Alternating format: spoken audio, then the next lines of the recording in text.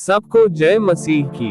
दोस्तों, आज का हमारा बाइबल संदेश का शीर्षक है, क्या ईसाई धर्म में दो पत्नियां रखने की अनुमति है?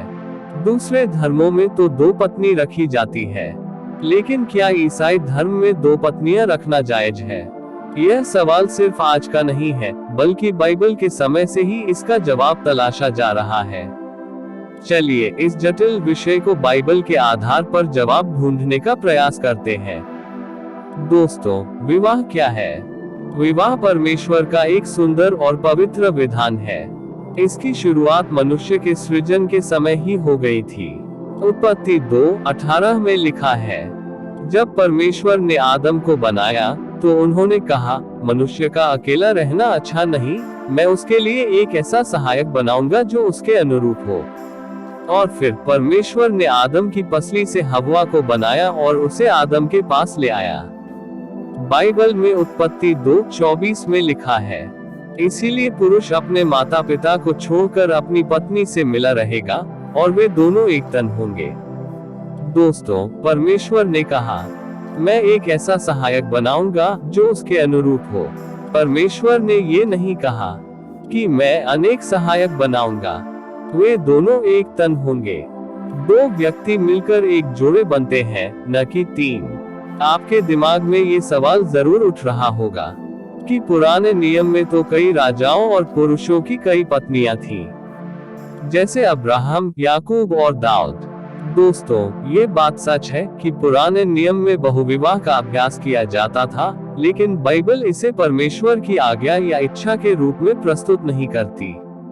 बल्कि बाइबल यह भी सिखाती है कि बहुविवाह के कारण उन परिवारों और समुदायों में कितनी समस्याएं और डैक आए। अब्राहम और हाजिरा।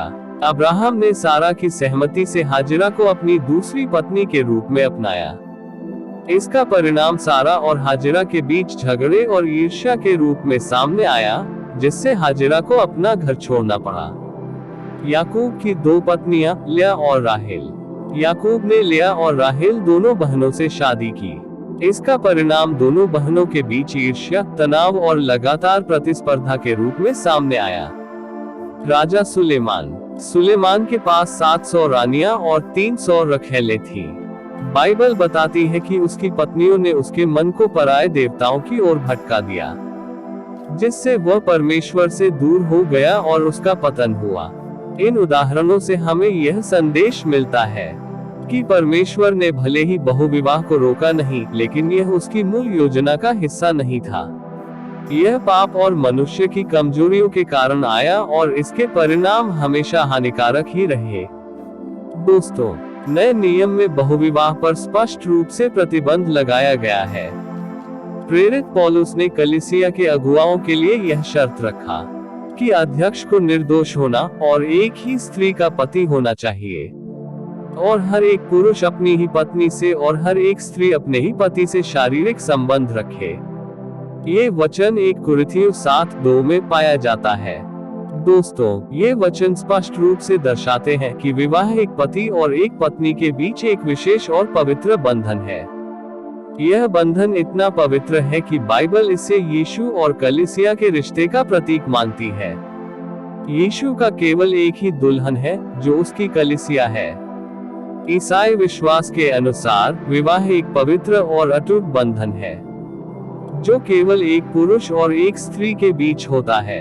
यह सिर्फ एक सामाजिक व्यवस्था नहीं है, बल्कि परमेश्वर की इच्छा और प्रेम का प्रतिबिंब है।